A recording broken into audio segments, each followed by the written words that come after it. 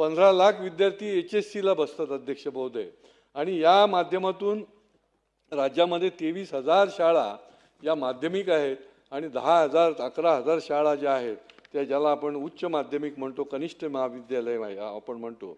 राज्यामध्ये पहिली ते पाचवीमध्ये 1,45,00,000 लोक विद्यार्थी शिक्षण घेतात अध्यक्ष महोदय. आणि हा जो पाया आहे हा मजबूत करण्याकरता अधिकच्या काही योजना देखील आपण करण्याची गरज आहे अध्यक्ष महोदय. एकूण 2.5-3 लाख कोटी विद्यार्थी या महाराष्ट्रामध्ये शिक्षण घेतात अध्यक्ष महोदय. आणि त्याच्यामुळे त्यांचे काही विषय जे आहेत ते मार्गी लावत असताना काही विषय करण्याची देखील गरज आहे. आणि त्यानिमित्ताने या प्राथमिक शाळांची जी वीज बिल आहेत अध्यक्ष, अनेक वर्ष या सभागृहामध्ये आम्ही त्याच्याबद्दल चर्चा करतो. ही वीज बिलं जी आहेत ती वाणिज्य भावाने आपण ती वीज बिलाची आकारणी करतो अध्यक्ष महोदय. आता शेवटी ही जी वाणिज्य आकाराने जर केली तर त्यांना ती भरता येत नाही, वीज खंडित होते. आज प्राथमिक शाळांमध्ये देखील डिजिटल शाळा झालेल्या आहेत, संगणक आहेत, लॅब आहेत. पुरवठा खंडित जर केला तर ते शिक्षणापासून ते वंचित होतात आणि त्याच्यामुळे त्यांना मिळणाऱ्या अनुदानामधनं हे वीज बिल भरणे कठीण आहे अध्यक्ष महोदय. आणि म्हणून या प्रस्तावाच्या माध्यमातून मी मागणी करेन की या ठिकाणी आपण घरगुती दराने ती वीज बिल आकारा. या शाळा पण चालल्या पाहिजेत. विविध प्रकारची जी टेक्नॉलॉजी आहे ती टेक्नॉलॉजी देखील आमच्या या विद्यार्थ्यांना मिळाली पाहिजे आणि त्या दृष्टीने देखील प्रयत्न झाले पाहिजेत अध्यक्ष महोदय. शिक्षकांचं देखील शेवटी आपल्याला शिक्षण हित बघायला पाहिजे, विद्यार्थी हित बघायला पाहिजे, शिक्षक हित बघायला पाहिजे. आणि त्याच्यामुळे शिक्षकांचं जे मुख्यालयामध्ये राहण्याची जी अट आहे ती कितीतरी वर्षापासून आम्ही मागणी करतोय की ती शिथिल झाली पाहिजे. कारण की दळणवळणाची साधनं एवढी आपल्याकडे उपलब्ध आहेत की त्या ठिकाणी ही जी काही मुख्यालयात राहण्याची कंपल्सरी करण्याची जी भूमिका आहे ती शिथिल करून काही त्याच्यामध्ये बदल करून काही अटी आणि शर्ती घालून ती जर शिथिल केली तर निश्चितपणे आमचा शिक्षक जो आहे तो निश्चितपणे त्या ठिकाणी त्याची कर्तव्य आणि त्याची जबाबदारी पार पडेल अध्यक्ष महोदय. आता पदोन्नती TETचा विषय जो आहे तो गाजतोय अध्यक्ष महोदय. पुढच्या काही काळामध्ये याच्या संबंधामध्ये या महाराष्ट्रामधले शिक्षकांचं आंदोलन आहे. या शिक्षकांच्या माध्यमातून जवळजवळ 80% शाळा बंद राहतील अशा प्रकारचं आंदोलन त्यांनी पुकारण्याची भूमिका घेतलेली अध्यक्ष महोदय. माझी विनंती आहे की या माध्यमातून या पदोन्नतीचा TETचा जो सुप्रीम कोर्ट आहे, हायकोर्ट आहे, निर्णय आलेले आहेत.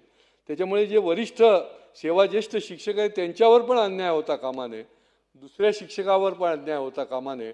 आणि त्या दृष्टीने त्यांना कंडिशन घालू की तुम्ही 2 वर्षामध्ये, जसं हायकोर्टाने सांगितलेलंच आहे की ऑगस्ट 28 पर्यंत आपण TETची परीक्षा पास झालं पाहिजे, ते ती कंडिशन टाकून आपण या सेवाज्येष्ठ असलेल्या शिक्षकांवर अन्याय नाही होणार आणि त्यांना पात्र करून त्यांना त्या ठिकाणी पदोन्नतीमध्ये सामील करावं.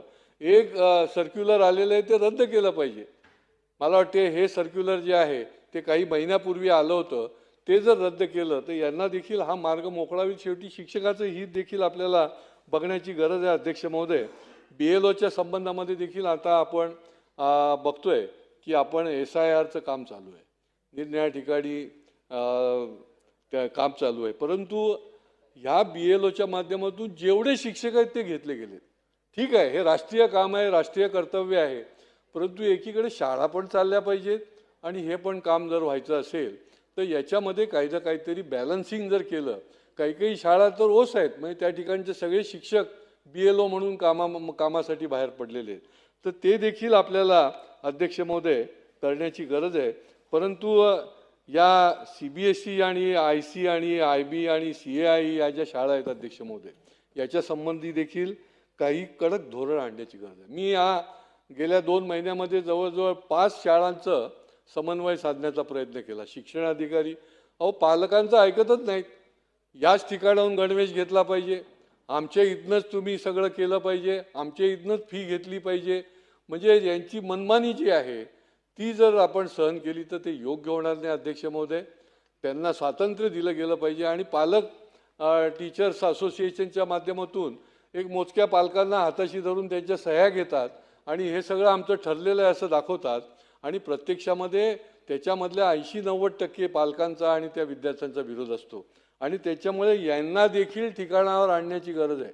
शिक्षणाधिकाऱ्यांनी पाठवलेली पत्र शिक्षणाधिकाऱ्याने पाठवलेल्या नोटिसा हे कचऱ्याच्या पेटीत फेकून देतात अध्यक्ष महोदय. आणि त्याच्यामुळे यांना कसा चाप बसेल की त्या ठिकाणी मराठी जे आपण ठरवलेलं आहे की मराठी ही त्या ठिकाणी शिकवलं गेलं पाहिजे, किंवा अशा प्रकारचे जे ते मनमानी निर्णय जे स्वतः ठरवतात त्यांच्या शाळेतल्या विद्यार्थ्यांकरता, ते देखील बदलण्याच्या दृष्टीने आणि त्यांच्यावर अंकुश ठेवण्याच्या दृष्टीने देखील अध्यक्ष महोदय काम झालं पाहिजे. अनेक या प्रस्तावामधले निर्णय जे आहेत ते शासनाचं अभिनंदन